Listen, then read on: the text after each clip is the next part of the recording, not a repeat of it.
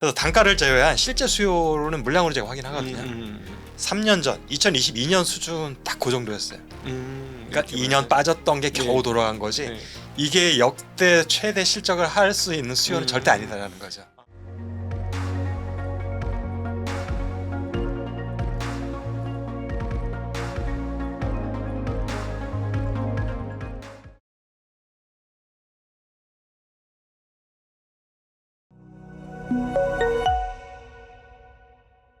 안녕하십니까, 증시학대TV 시청자 여러분, 투자 여러분, 반갑습니다. 정말 이 반도체가 너무너무 뜨거운데요. 자, 이럴 때 한국 반도체 산업의 최고 전문가분 안 모실 수가 없죠. 한국 반도체 산업의 최고 전문가 이주환 박사님 모셨습니다. 박사님 어서 오십시오. 네, 오래간만입니다. 네, 안녕하세요. 요즘 스케줄이 너무 많으시다고 전쟁입니다. 그 얘기 듣자마자 반도체가 뜨겁긴 뜨겁구나. 지금 두 가지 의미에서 반도체가 핫한 것 같아요. 네. 좋은 의미로도 있지만 예를 들어 주가 측면에서는 흔들림이 많다 보니까 네. 그 부분에 대해서도 또 우려도 많고 두 가지 이슈가 같이 중첩되다 보니까 네. 많은 분들이 궁금해하시는 것도 있고 방송국에서도 많이 네. 찾아주시네요. 저는 우리 이 박사님 모시면 이제 제일 궁금한 게 항상 비트그로스죠. 우리 비트그로스 하면 이주환 박사님 딱 바로 떠오르는데 그동안에 이제 계속 오셨을 때 이제 그 AI가 왔지만 비트그로스의 추가적 증가는 없다. 이게 그동안에 누적적으로 복리 상승한 거라서 예를 들면 20%씩 매년 상승하면 그게 얼마나 대단한 거냐 이렇게 말씀하시면서 실제로도 비트그로스 상승은 없다 AI로. 근데 요즘에 보니까 난리도 아닙니다. 이런 쇼티지를 저는 일단 본 적이 저는 없어요. 저는 물론 반도체 공부한 게 그렇게 길지 않아서 과거에 비하면 일단 우리 이주환 박사님은 오랫동안 이 사이클을 제가 많이 봤죠. 사이클은 보셨으니까 네. 이번 사이클이 독특한 겁니까? 아니면 의뢰 있는 겁니까? 많은 분들이 궁금하신 게 2017년, 18년 상황하고 비교를 하고 싶어 하세요. 그렇죠. 그때랑 같은 거는 뭐고 다른 건 뭐냐. 네. 그러니까 그 부분을 설명드리면 사실은 전반적인 설명이 다 될 것 같아서 네. 그러면 2017년, 18년 상황을 먼저 설명을 드리면 그 당시에도 가격이 2년 동안 폭등을 했었잖아요. 네. 그래서 어쨌든 올해 경신이 되겠지만 그 당시로부터는 역대 최대 영업이익이 양사 모두 다 달성을 했었고 그때도 보면은 이제 사실 제가 그때부터 사실은 좀 반도체 전문가에서 이제 독특한 이름을 날리기 시작했던 거가 그때도 비슷했어요. 지금은 3년, 5년 동안 슈퍼사이클이다. 앞으로 호황이 지속된다라고 얘기했을 때 제가 계속 방송에서 했던 얘기가 버블이다. 수요는 안 좋은데 그 전에 직전 4년 동안 설비 투자 안 했다. 전 세계 반도체 기업들이. 그때도 그 이유는 일본의 LP다가 2012년에 망하면서 마이크론 인수됐어요. 네. 그런데 인수를 한 마이크론이 돈이 없었어요. 네네네. 그러니까 인수를 했는데 두 큰 회사가 합쳐지면 이제 빅2, 빅3 이 정도 되는 규모였었잖아요. 네. 그 큰 회사 하나가 아예 매년 설비 투자 제로에 가까운 그러니까 증가율이 거의 마이너스였어요. 네네네. 이렇게 되다 보니까 한국 기업들도 굳이 공격적으로 할 이유가 없어지죠. 경쟁자가 저렇게 안 하니까. 그렇지. 그래서 같이 설비 투자를 확 줄여버렸어요. 네.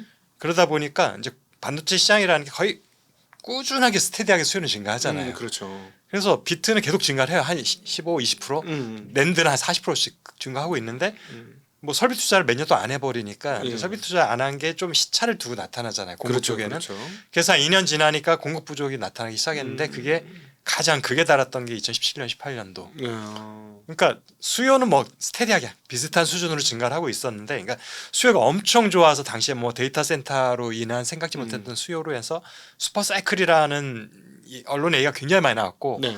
국내외 증권사들도 한 95%는 비슷한 이야기를 하고 있었는데 수요를 분석을 해봤는데 수요는 오히려 안 좋은 그 직전 2, 3년 비교했을 때도 그랬다 보니까 설비 투자나 이런 것들을 쭉 분석해보니까 공급 쪽이 절대적으로 부족할 수밖에 없는 상황이 돼 있는 상황. 그때의 그거는 공급 쇼티지에 의해서 수요 과잉이 아니라 공급 쇼티지에 의해서 나타난 가격 폭등에 의한 총 맞은 상승이었다. 그래서 제가 이거는 몇 달 못 간다.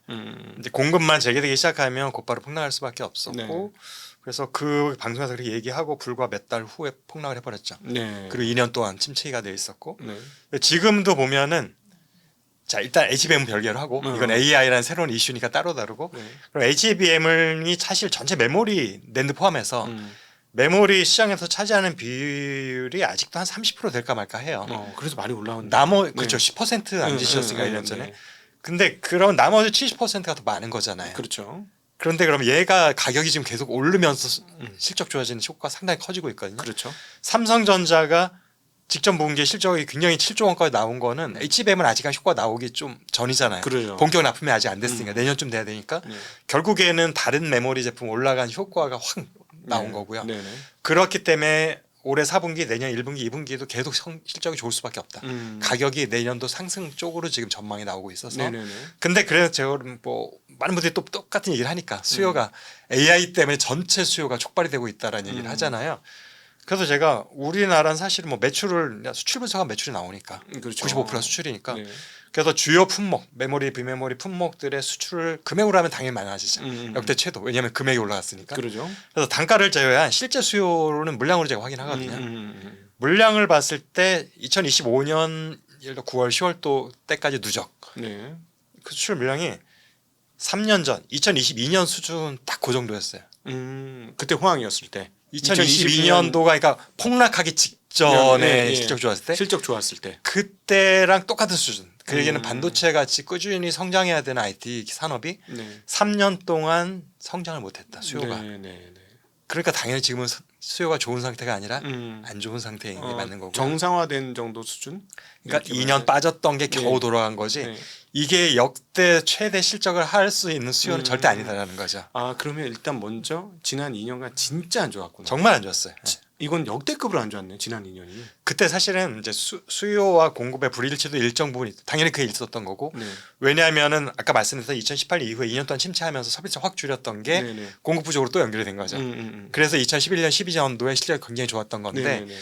이제 그 다음에 우리가 보통 뭐 옛날에 뭐 3저 3골 얘기하지만 네. 세 가지 트리플 악재가 터졌어요. 고금리, 네네. 그 다음에 러시아 우크라이나 전쟁, 그다음 코로나. 네. 세 개가 동시에 터져버리니까 가뜩이나 이제 공급관을 가려는 시점에 대외적인 세 가지가 한꺼번에 터지니까 네. 말씀드렸던 2년 동안 정말 극심한 침체가 됐던 거고요. 그러니까 오히려 이번 상승보다는 이번 하락이 역사적인 하락이었다고 봐야 되겠네요. 그 정도면. 하락이 맞습니다. 왜냐하면은 제가 그 2013년 이후와 그 이전을 저는 항상 그 에이지를 나누거든요. 네네네. 2013년 이전의 시대와 이후의 시대. 23년 말고 13년. 2013년. 13년. 왜냐하면 그때가 드디어 메모리 3사 체제가 완성이 된 시점이에요. 독과점이 완성이 된 시점. 네. 더 이상 치킨 게임이 벌어지지 않는. 네네네. 그러다 보니까 사이클은 계속 있지만 사이클의 저점일 때 무조건 적자였었거든요. 이전에는.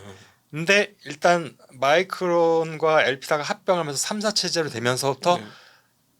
하단으로 예. 내려와도 흑자인 상황이 돼버린 거예요. 예예. 그게 저는 그래서 완전 패러다임이 바뀌어버린 독과점이 완성된 시대로 봐서 이제는 앞으로 적자 사이클, 그러니까 다운 사이클 저점에서도 적자까지는 안 나와있다라고 생각을 하고 있었는데 예. 지금 말씀드렸던 그 2년 동안은 반도체 산업 수급만 갖고 보면 거기까지 안 내려갔어요 분명히. 예. 근데 지금 전 세계 경기가 엉망이었잖아요. 물류도 막혀버리고 네네. 이렇게 되고 그다음 고금리가 뭐 몇 년째 지속되고 예, 있으니까 이런 세 가지 악재가 동시에 터지면서 적자까지 절대 안 갈 거라고 했는데 어마어마한 적자 갔던 그렇죠. 거라서 말씀하신 건 그 2년이 사실은 우리가 패러다임에서는 있을 수 없는 일들이 네. 발생을 했던 거고요. 예. 그게 정상화되는 정도 수요라는 거예요 지금. 네. 그러니까 수요가 엄청 폭발적이어서 가격이 오르는 건 아니고 여전히 이번에도 공급 사이드 쪽에서 설비 투자를 굉장히 소극적으로 했고 그 다음에 감산도 지속적으로 했어요. 네. 재고 수준을 보면 알거든요. 그렇죠. 감산을 어마어마하게 하고 있다 보니까 공급은 항상 타이트. 2주가 최한대요. 재고 수량. 네. 이러니까 가격이 오를 수밖에 없는 상황이었었고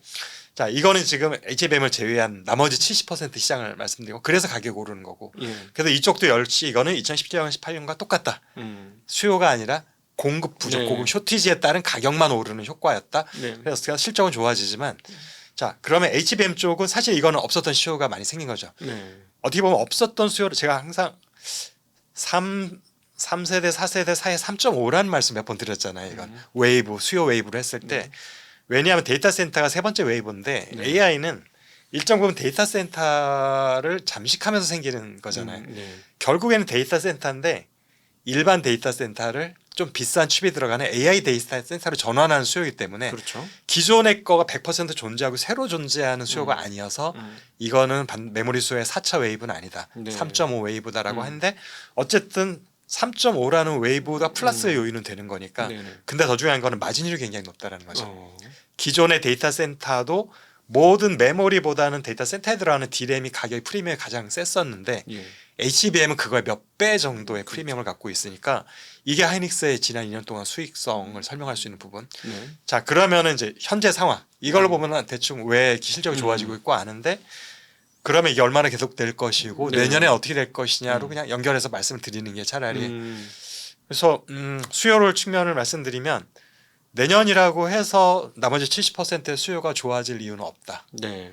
결국에는 가격으로만 올라왔던 거라 음. 가격이라는 거는 공급이 정상화되면 언제든지 빠르게 내려갈 수 있는 요지가 있는 건데 네. 적어도 내년 상반기까지는 상승이 될 것 같고 네. 하반기쯤에도 계속 상승 동력이 있을지는 조금 더 지켜봐야 되겠다. 네. 어차피 공급 쪽에서 얼마나 공급을 많이 해주느냐 부분인데 근데 여기서 지금 한 가지 이제 짚고 넘어갈 것이 한국 기업들이 과거와 달리 설비 투자 축소하고 감산을 선제적으로 했잖아요. 네. 옛날에 실적 다 악화된 뒤에 마지못해서 음. 이제 감산했었는데 이번 선제적으로 감산을 거의 이제는 일상 감산을 해버린 거야 지난 네. 2년 동안은. 그러다 보니까 수익성은 좋았었죠. 네. 돈은 벌었는데 문제는 그 시점에 모든 경쟁자 같이 감산을 하면 똑같은 상황이 되는데 네. 누군가가 삐딱하게 나가서 거꾸로 증산을 해버리면 이거는 한 1년이나 2년 지나면 시장 점유율에서 효과가 나타나는 거잖아요. 대표적인 이제 저희가 걱정하는 창신 메모리가 되겠죠. 그게 중국 기업들인데 네. 지난 2년 동안 한국, 대만, 미국 합친 것만큼의 설비 투자를 중국은 했기 때문에 네. 결국에 한국 기업들은 단기적으로 실적이 빠르게 회복되는 토끼를 한 마리 잡긴 했지만 네. 시장 점유율이란 더 큰 토끼는 포기한 거죠. 진짜- 포기한 건지 아예 생각을 못했던 건지 모르겠지만 실제로 그러면 창신 메모리나 이런 쪽 시장 점유율이 빠르게 올라오고 있는 거고. 작년 4분기까지만 해도 1% 미만이었거든요. 네. 디램 낸드 모두 중국 점유율이. 그러니까 특정 기업이 나오진 않아요. 워낙 적으니까 중국 전체일 거라고 추정되는 네. 것인데 0.몇 %였어요. 작년 연말까지. 네. 근데 올해 이제 3분기께 이제 거의 나올 것 같고 2분기까지 갔을 때 시장 점유율이 디램은 중국이 5%, 낸드는 7%까지 올라왔습니다. 네네네.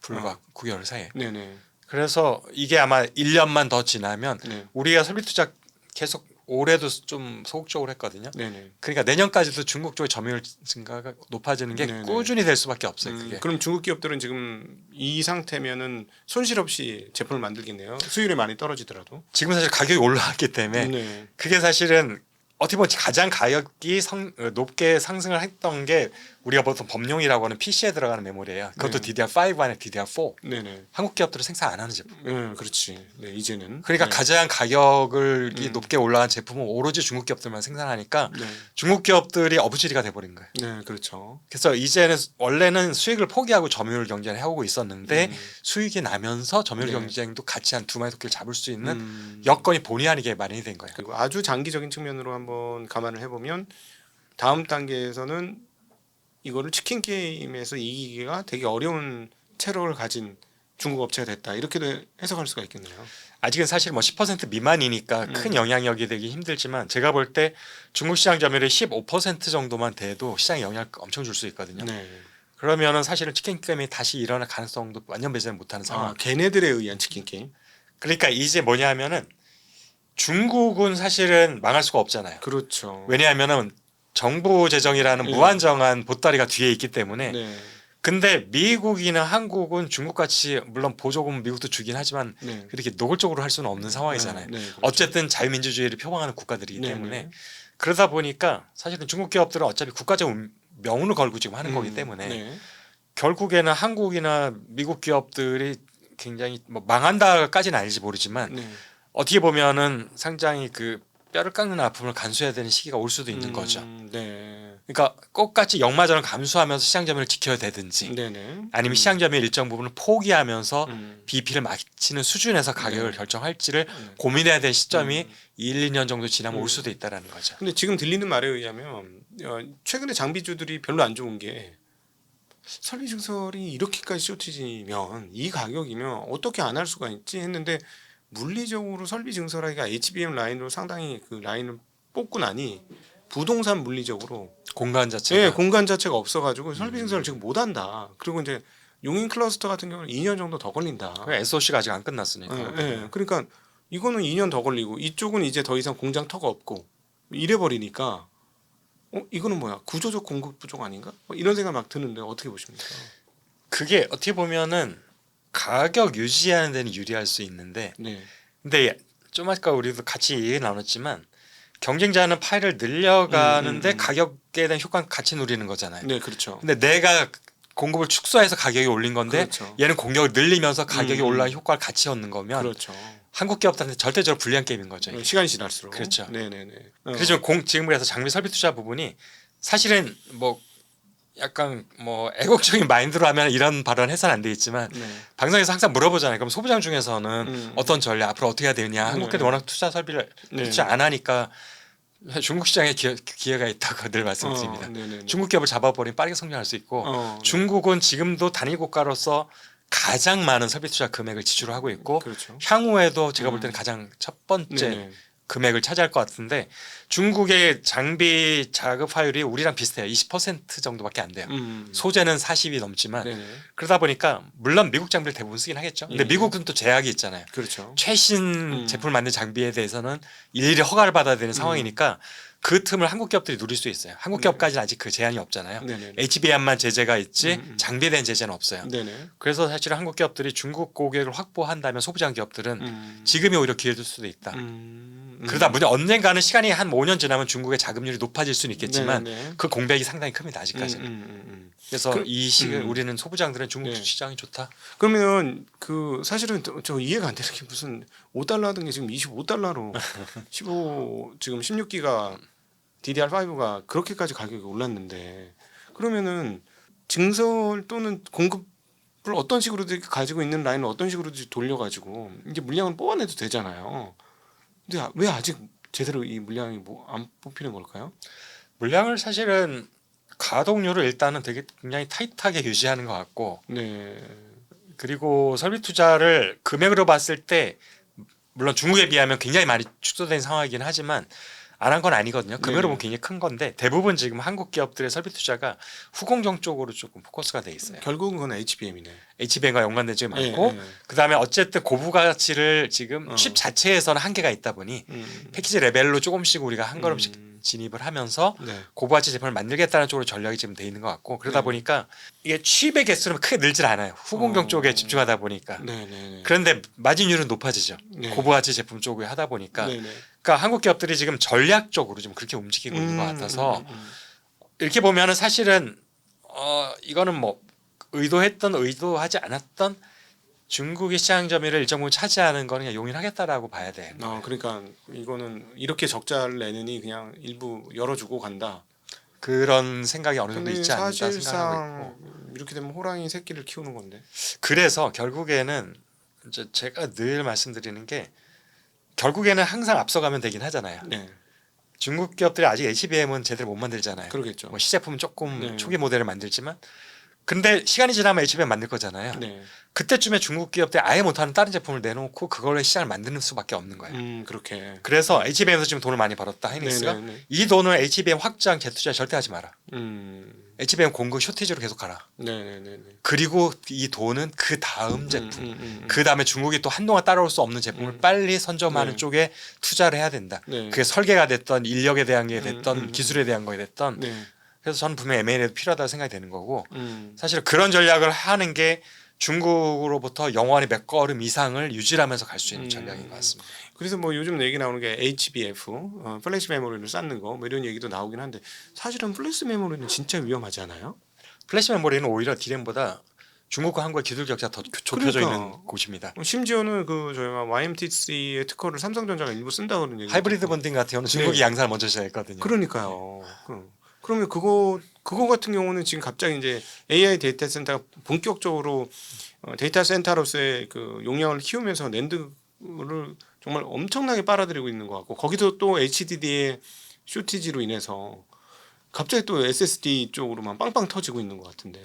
맞습니다. 지금 낸드도 보면 가격이 모바일에 들어가는 낸드 가격은 다른 D램에 비해서 그렇게 많이 오르지 못했었고 유일하게 SSD 쪽 들어가는 제품들만 가격이 많이 올라온 상황이고요.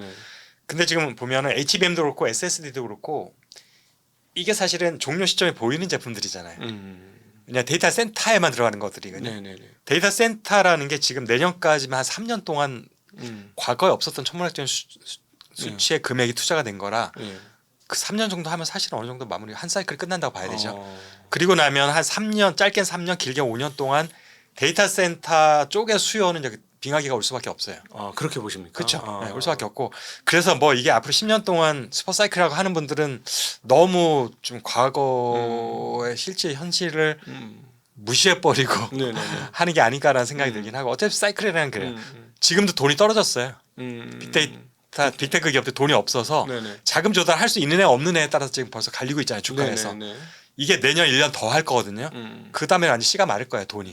투자할 수 있는 돈도 없고 네네네. 그 정도 투자를 했으면 그 다음에 이제 돈을 벌어야 되는 거지. 그렇지. 옆에 또 다른 데이터 센터를 짓는다? 그건 사실 상식적으로 기업 경영에서 있을 수 없는 전략이기 때문에 네네. 결국엔 데이터 센터가 이제 더 이상 확대되지 않는다고 생각하면 네. SSD나 HBM도 이제 내년이면 끝물인 거죠. 엔비디아도 끝물이에요. 네네네네. 그래서 지금 보면은 손정희 회장은 엔비디아 팔고 오픈 AI 샀고 네네네. 워렌 버핏은 애플 팔고 음. 구글 샀잖아요. 네네. 이제는 하드웨어는 내년이 끝이라는 걸 알고 있으니까 선지적으로 네. 아직 쌀 때 오르지 않았을 때 소프트 기업 쪽으로 여지껏 돈을 댔던 전주 쪽의 주식으로 갈아타고 있는 상황들. 네네네. 이것들이 지금 1년 이내 이뤄질 일이라는 걸 다 예측을 하고 있는 거죠. 큰 손들은. 네네.